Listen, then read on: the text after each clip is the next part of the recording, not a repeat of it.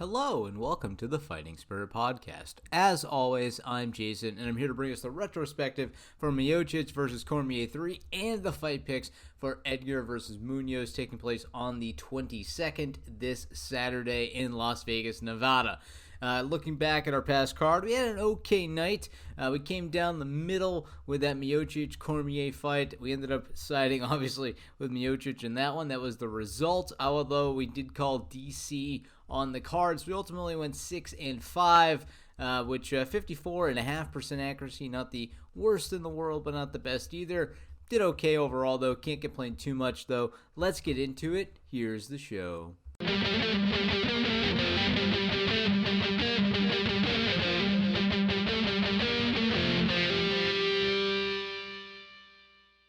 Alright, so let's talk about this past week's fight, UFC 252. So we got to hit it first. Stipe Miocic, the greatest of all time heavyweight. There's no real debate for it. He is your GOAT at heavyweight for sure. And this fight, I mean, it was a great fight. Unfortunately, there were some eye pokes involved. Stipe obviously getting DC very well in the eye, causing some blindness in his eye, and Stipe also catching an eye poke earlier in the evening. So, kind of an eye for an eye situation. Obviously, Stipe caught the really bad eye poke in their first outing 2 fights ago, and so eye pokes have just been part of the tail of the tape here, and they, I think, were a bit of a factor. Would DC have won without the eye poke? Hard to say, but honestly, Stipe seemed to have the better of him everywhere he took the fight, and especially in the cage work. Stipe's ability to keep DC pressed up against the cage, do really good clinch dirty boxing, really seemed to swing things in his favor and keep the control side of the round, in addition to clipping DC with many strong, powerful shots. Stipe was rocked slightly, but DC was saved by the bell. I think it was the end of the second round. DC was clipped with a heavy shot, did end up going down, and Stipe just did not have enough time to close the door with just seconds left on the clock, and so this thing realistically could have ended even earlier than it did, which, we ended up going the entire 5 rounds, so it went as long as it could, really. But either way, great fight. Stipe is your GOAT, and just in the world of MMA news, I think the next fight for him, in all honesty, is actually going to be Jon Jones. When that is, I don't know, because, Jones is saying he wants time to work out, bulk up, do it right, and we'll see how that plays out. But in the meantime, could Stipe fight Francis Ngannou? That is a question we don't know the answer to. Now, Stipe, I mean, I don't know what he gets out of beating Ngannou again from a personal perspective, but we'll see how that one plays out. He has to heal up, time has to go by. I can't imagine Stipe will really honestly be fighting again in 2020. I think he'll have a hiatus until early 2021, but I am looking forward to seeing him fight again since he has decided not to retire. So hats off to Stipe Miocic. You are the greatest of all time. In the next one here, kind of a weird one. We got incorrect, and I think most of the world got it wrong except for the naysayers out there calling the dogs. And it was going to be Marlon Vera defeating Sean O'Malley. So, Luke Thomas called this out, and so maybe my analysis on it outside the podcast, I had said that O'Malley's feet looked really taped up, like heavily taped up, his ankles, his feet, and Luke Thomas called out on his own show that his feet are taped up for all of his fights thus far that we've seen. So maybe the taping wasn't a sign of a pre-existing injury coming in. But either way, Marlon Vera was able to exploit some lack of durability, some fragility in O'Malley by scoring some really good leg kicks. I mean, he gave him the dead leg, and if he didn't sprain it, he really messed it up because by the end of the fight, elbows to side and ground and pound to side, he was screaming in agony. He had to be carted out in a stretcher, and the Sugar Show 2.0 was shut down very handily. The hype train giveth, and the hype train taketh away, and so the hype train on O'Malley now is stalled at the station, and we'll see if it ever gets out again. He's a great fighter. He's fun to watch, but he did not have it, and he was not tough enough, not durable enough to withstand the barrage from Marlon Vera. So hats off to Cheeto Vera. You put in an outstanding performance, and you shut down the hype train. So what's next for you at bantamweight? I'm not sure, but it should be something good. because you just took a meteor out of the sky. Moving on to the next one, Jairzinho Rosenstruck defeats JDS, or Junior Dos Santos. This one we did get correct. Rosenstruck looked really good. I think the first round they were kind of feeling each other out, and then obviously the big shot lands in the second. And honestly, Rosenstruck was outstriking him 2-1 as it was. So even though JDS did seem like the aggressor, Rosenstruck had some great counters and was putting it on him, especially in that second round where he scores a KO 3 minutes and 47 seconds in to the second round. Moving on to the next one, Daniel Pineda defeats Herbert Burns. This is one we did not get correct. I don't think many people did get this one correct. Daniel Pineda showed great MMA, Brazilian Jiu-Jitsu versus point-style sport Jiu-Jitsu, gi Jiu-Jitsu, if you will. Pineda scored the crucifix late in the second round, and he was able to pound Herbert Burns to dust.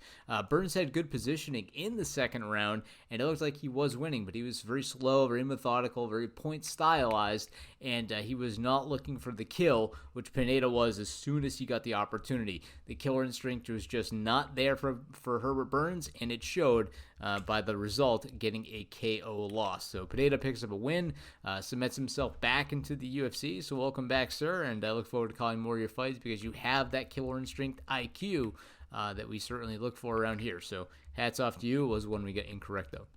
And the next one, I called it in the last one. This was our lock of the night, so if you took it, hey, hats off to you. Merab Dvalishvili defeats John Dodson. Not much to say here. Dvalishvili just scores the 2 takedowns. Dodson's takedown defense is very good. But honestly, Dodson can't do much more but stay on his bike and get away from Dvalishvili over and over and over again. It was sort of a boring fight in that regard because Dodson was looking maybe to score just a counter shot or, yeah, I guess I'm not really sure. It seemed like he was overwhelmed, honestly, by Merab and had to stay on his bike most of the night. So not the most fun fight in the world, but solid victory nevertheless. Another solid victory, Vince Pinchel from Hell Pinchel defeats Jim Miller in a unanimous decision. You don't want to see Jim Miller, kind of a legend of the sport at this point. The guy's been around a very long time, go out that way.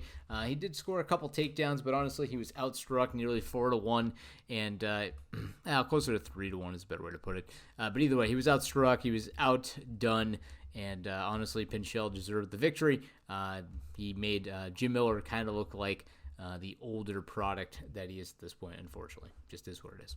Another one that we did get correct, Virna Jandiroba defeats Felice Herring. This was an arm bar, 1 minute 44 seconds in. Not much to say here. Got it correct, and Jandiroba shows off her great Brazilian Jiu-Jitsu skills. And next one we got incorrect.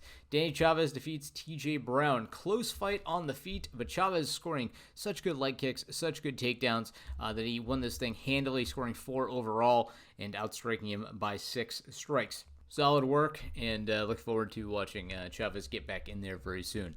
And the next one, Oliviano Souza defeats Ashley Oder, one we did call correct. This was unanimous decision. Solid fight, nothing too crazy to write home about. Mostly a stand-up affair with not too high output, to be perfectly honest. Next one we did get correct, though. Chris Dockhouse defeats Parker Porter in the first round. Seems like Parker Porter was a big man who had not a lot of conditioning or shape to him. Dockhouse was recently fighting on regional scenes for a championship title, and that showed. He was just a much better fighter, much more well-rounded fighter, and had explosiveness to boot, and ends up picking up a first-round knockout. And then the last one, I had picked Tony Kelly in this one, and it was close, but ultimately Kai Kamaka defeats Tony Kelly via unanimous decision. It was the 5 takedowns by Kamaka, but they were split down the middle, 114 significant strikes each. So it was close. The one thing that did kind of set it off, Kai Kamaka dominated the first round, most of the second, and then Tony Kelly poured it on in the third. But that low groin strike gave Kamaka enough time to recover and kind of ended up sealing the door because Kelly was never able to regain that momentum and that kind of dominating pressure. But there was a time where Kelly almost came through as the underdog and almost picked one up for us, but too little, too late, and bad timing with the low blow takes away any potential that Kelly had for winning that fight. So is what it is. We took a loss on that one. And overall, like I said, 6-5. We went 7-4, though, on the other metric, right? Because I said we had picked Stipe on one, DC on the other. I personally called DC because we were 1-1 on both sides. And, we ended up picking that one wrong. So not the worst night overall, 6-5 or 7-4, depending how you look at it, which metric. And, I'm not ashamed of it, not too proud of it, though. Let's try to do better this week. Let's get into Edgar versus Munhoz.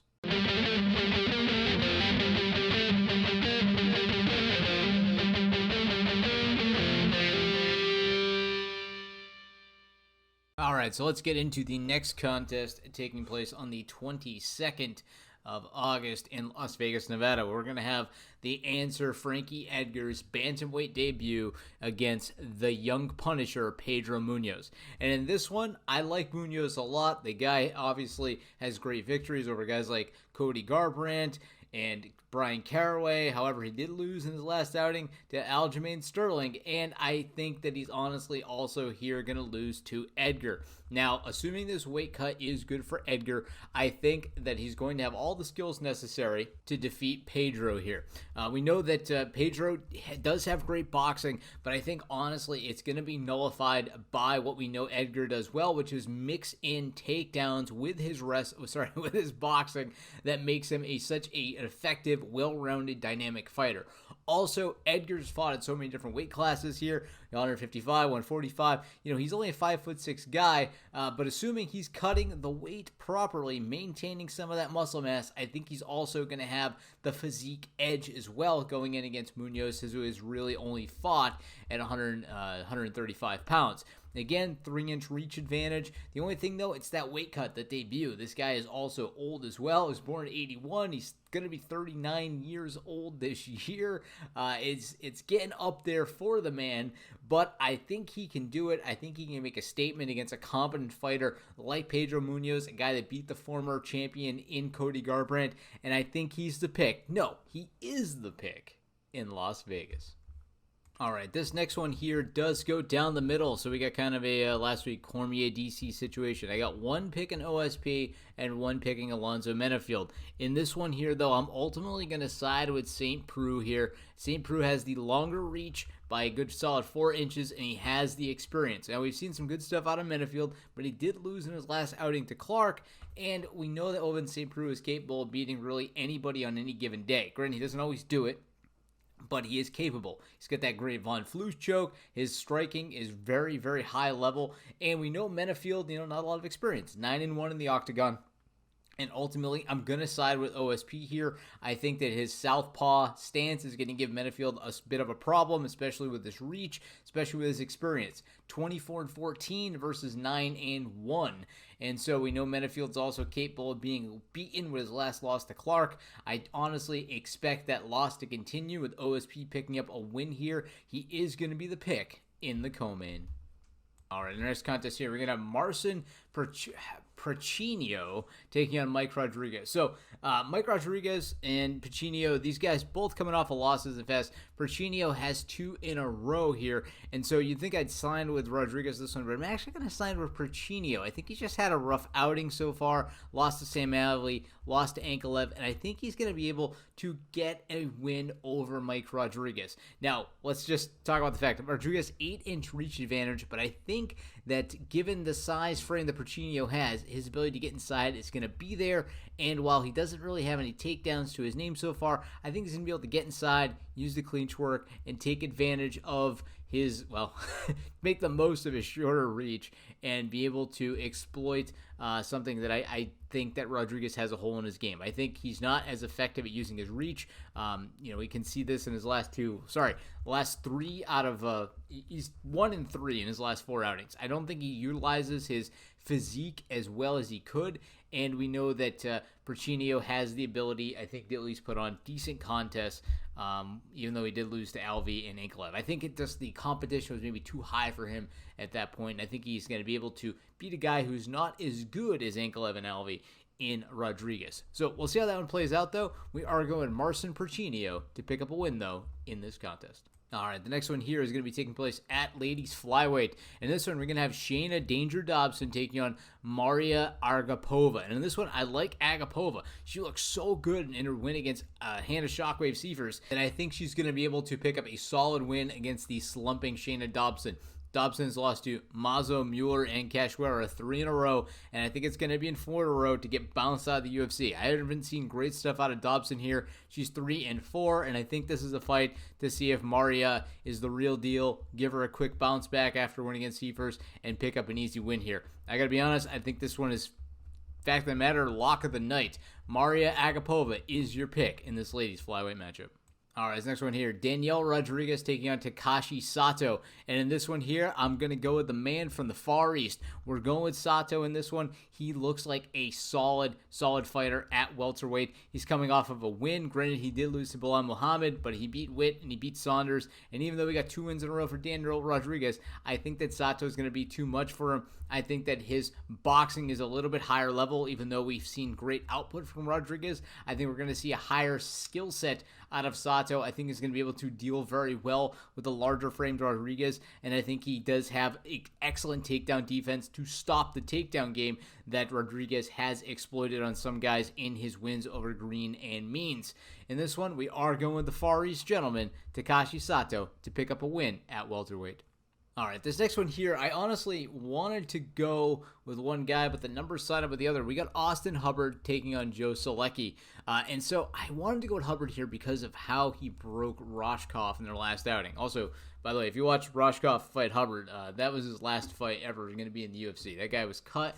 I don't expect him to ever make it back unless he really makes a statement on the regional circuit out there. I think Roshkov is done. But this one, I want to pick Hubbard, man. I loved him in that. He was able to break a man. He's looking really like a phenomenal young product, but I am going to go with Salecki in this one. He just shakes off a little better. Obviously, he has his win over Wyman. He only has 1 fight in the UFC, but I think we've seen great stuff out of him, and we've seen Hubbard kind of off and on. Win over Roshkov, lost to Madsen, win over Rapolik, lost to Hamos, and I think that he's going to maintain that win-loss nature and honestly pick up a loss to Salecki. I don't think he's going to be able to chain 2 in a row here. I don't think his skill set is going to match up well with Salecki, and I think that it's going to be partially that takedown game, that takedown accuracy and submission game to back it up. That's going to be Salecki's ace in the hole. He is going to be the pick in this contest.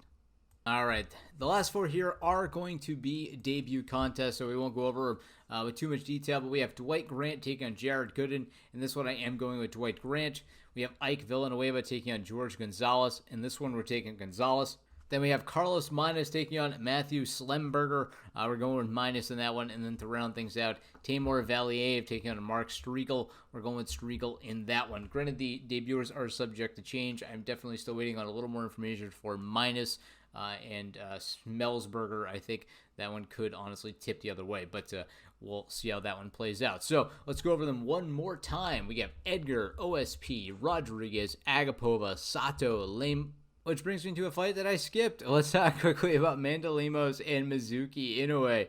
So this is not a debuter, but I forgot about her all entirely. I have Amanda Lemos in the Mizuki Inoue fight. I think that honestly the takedown game has been great out of Lemos recently, and when they're both having such high striking outputs, it's going to be the takedown game. It's going to be that 100 so far takedown accuracy. I think that is going to exploit Inoue here. Granted, Inoue has stopped all of her takedowns thus far, but she's only had 1 contest, so I'm not sure she'll be able to stuff all of Lemos's there. So we are going with Amanda Lemos in that contest. To continue around anything else, though, we're going to have Salecki, Grant, Gonzalez, Minas, and Striegel to cap off the night. All right, so that'll do it for this show here. If you'd like to get in touch with the Fighting Spirit Podcast, you can reach out to us at fightingspiritpodcast@gmail.com. There's also Twitter at MMAFightPicks01, and then there's Facebook, YouTube, you know the drill, and lastly, the Patreon as well. If you'd like to support the show, please head on over there and support the show for a dollar amount that makes the most sense to you. I will be greatly appreciative if you do. So, again, thank you for listening. I'll be back to speak with you on the retrospective. And until then, happy fight picking.